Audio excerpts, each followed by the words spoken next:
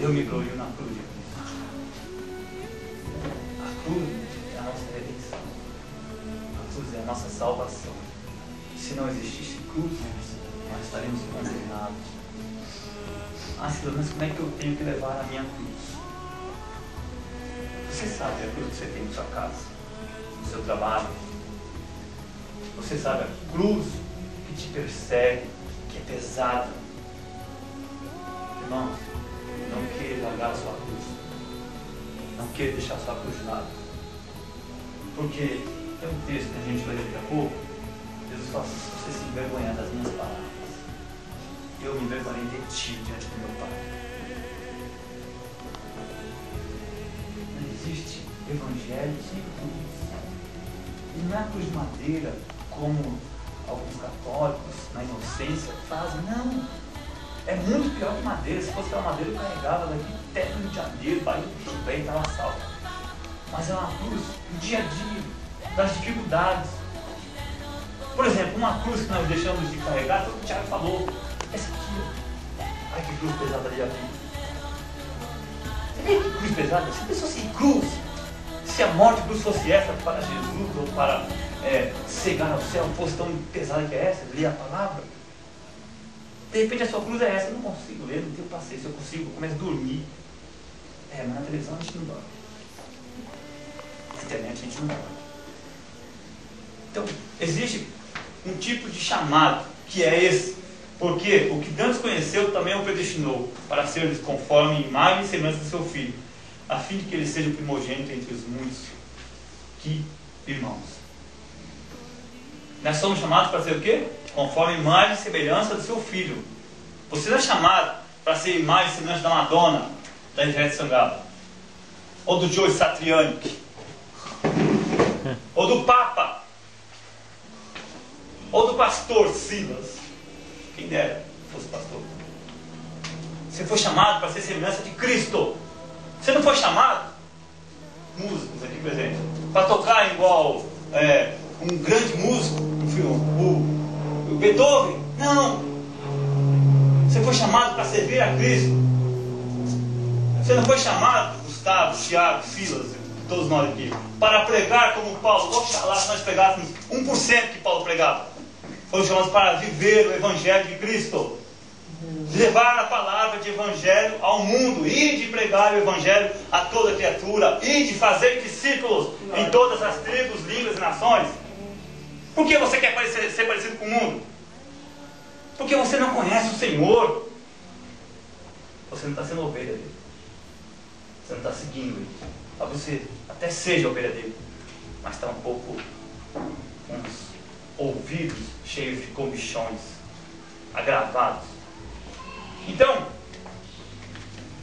como a gente explica o porquê Jesus não quis ser como Deus. Ele era Deus e não teve usurpação de ser como Deus. Você sabia disso? O Evangelho relata assim, que ele era Deus, mas não teve usurpação de ser conforme Deus. Você imagina? E nós não somos nada. Falamos que somos tudo. Achamos que sabemos tudo. A nossa igreja é perfeita, não tem pecado, não tem erro, não tem nada. Ah, a minha casa é a casa mais feliz da terra. Não tem erro, mentiroso, depravado, idiota, burro. Se mente para você mesmo. Em todo momento na vida nós passaremos por dificuldades. É sempre assim. Até o fim dos tempos, até nós passaremos dificuldades. Haverá um dia que isso vai acabar, mas até esse dia te louvarei, Senhor, na minha dificuldade. Esse é o segredo de ser um cristão. É que você apanhando, tomando uma surra, o diabo te atentando, às vezes você caindo, você se levanta e fala: Senhor, me perdoa, eu me humilho, porque só o Senhor venceu e eu preciso de vencer em Ti, Senhor. João, para terminar, João fala assim: nós temos que ter prazer nas coisas espirituais. Jesus dizia aos judeus que criam nele: se vocês me seguirem, vocês vão fazer assim. Se vós permanecerdes na minha palavra, verdadeiramente vocês são os meus discípulos. E no 15, João 15, versículo 7, se vós estiverdes em mim e as minhas palavras estiverem em vós, pedirei tudo que quiserem e vos será feito. Se você guardar os meus mandamentos, permaneceis no meu amor, do mesmo modo que eu tenho guardado os mandamentos do meu Pai e permaneço no seu amor, vós sereis os meus amigos, se fizerdes o que vos mando. Tá vendo? Por isso que ele falou assim, olha, eu conheço as minhas ovelhas, elas me conhecem e elas me seguem. Quem que segue Cristo? Quem obedece às palavras, que crucifica-se junto com as suas paixões e as suas vontades na cruz com Cristo. Quem abandona o pecado, quem abandona o modo de viver errado, quem tem mais prazer na lei do Senhor e nela medita dia e de noite, quem tem mais prazer em gastar tempos e horas e horas e horas e horas conhecendo ao Senhor do que conhecendo amigos, fazendo inimizades, fazendo contendas. E quem guarda as minhas palavras serão o quê? Os meus amigos. Amigo é mais do que irmão. Olha só o amor que o Senhor declara para nós aqui. Vocês serão meus amigos. Irmão, amigo sabe coisa que irmão não sabe.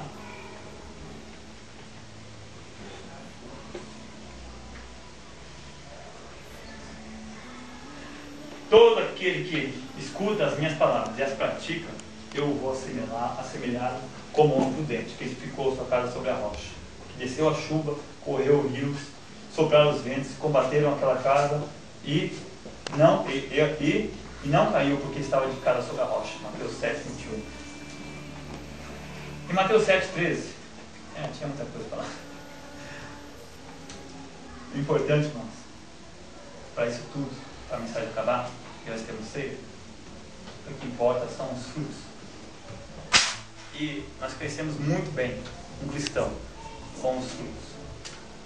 Mateus 3, 8 fala: produzis, pois, frutos dignos de arrependimento. Frutos dignos de arrependimento. Frutos dignos de arrependimento.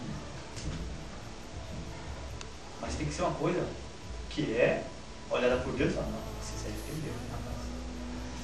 Você mudou. O que é conversão? Conversão é você indo para a direita, dar uma voltinha para a esquerda. Não posso. Você tinha muito prazer no pecado, mas a luz se manifestou nas trevas. Você viu grande luz. Eu estou arrependido, porque como eu era cego, nu, pobre, miserável, e o Senhor se mostrou para mim um Deus tão poderoso, como Isaías falou, que ele viu a glória do Senhor. Então agora você não tem como fugir mais. Então você tem que produzir frutos dignos de arrependimento. Em Filipenses, peço isso, que o vosso amor cresça mais e mais em ciência e em todo conhecimento. Filipenses capítulo 1, verso 9. Para que aproveis as coisas excelentes, para que sejais sinceros, sem escândalo, até ao dia de Cristo, cheios do fruto de justiça, que são por Jesus Cristo, para a glória e louvor de Deus.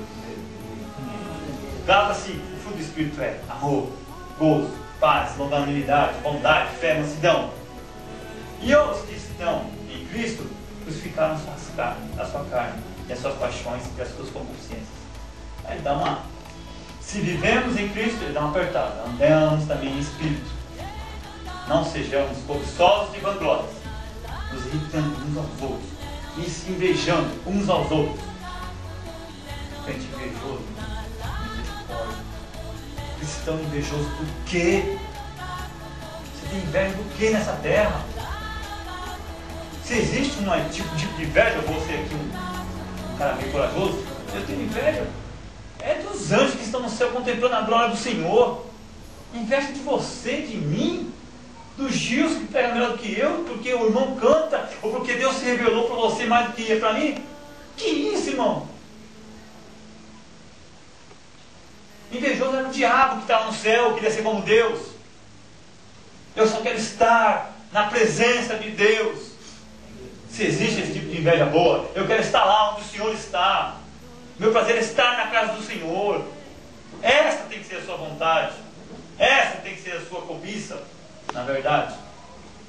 Então, em Romanos 8 fala, de maneira, irmãos, que nós somos devedores, não a carne, para viver segundo a carne. Porque se vivermos segundo a carne, morrereis. Mas se pelo Espírito mortificardes as vossas obras do corpo, vocês viverão. Aí termina a palavra dizendo assim, porque todos que são guiados pelo Espírito de Deus, esses são filhos de Deus. Você não pode ser guiado pelo Espírito desse mundo. Ei, cristão, você não pode ser guiado por Roma. Você não pode ser guiado por pensamentos vazios, promessas sem fundamentos na palavra. Você não pode ser guiado por esse tipo de palavra fria, morta, que vai te converter 2 vezes mais filhas do inferno do que eles. Você tem que conhecer o Senhor, procurar saber, Senhor, eu estou errando, me mostra a sua palavra, e ore dias e dias, chore, busque conhecer o Senhor. Ele vai se revelar para você, ele tem todo o prazer. Porque se nós somos guiados pelo Senhor, nós somos filhos de Deus. A tendência que me guia, a moda me guia, todas as coisas são lícitas, Silas. Não, mas não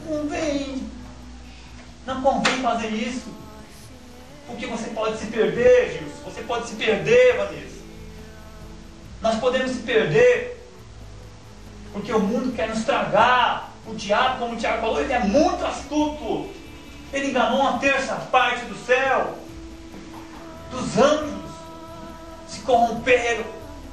Nós não podemos vacilar. Cristo nos deu do seu próprio Espírito Santo para nos advertir, para nos lembrar, para falar assim, olha, lembre das palavras do Senhor Jesus. Foi para isso que o Espírito Santo está aqui, não foi para te deixar rico, nem milionário. Foi para te dar uma riqueza incorruptível. Ele te chamou para isso, para você fazer parte de um governo, de um reinado. Nós estávamos orando na live lá ontem e falamos assim, Gustavo, como é que nós vamos morrer uma hora dessa, rapaz?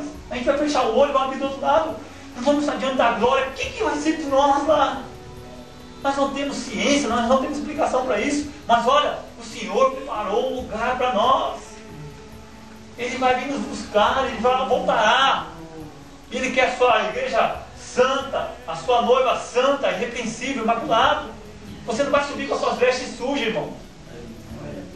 Sem o seu óleo na sua cabeça, você não sobe. O Espírito Santo tem que estar habitando dentro do seu coração. E Ele vai te guiar em toda a verdade. Em toda a verdade. Mas como é que eu recebo o Espírito Santo, Silas? Abrindo o seu coração, confiando nas palavras do Mestre, de Jesus. Eu sou a porta. E eu abro, e você sai, e depois vou na sua frente e você me segue. Ele já te libertou desse mundo. Ele já te libertou desse mundo. Ele já te deu conhecimento para que você hoje possa estar diante dele. Não despreze a palavra do Senhor. Não despreze. Ele se revelou como pessoa. Sendo Deus, Ele não teve usurpação. Não queira você ser mais do que você é. Você é servo. Amém? Amém. Deus abençoe.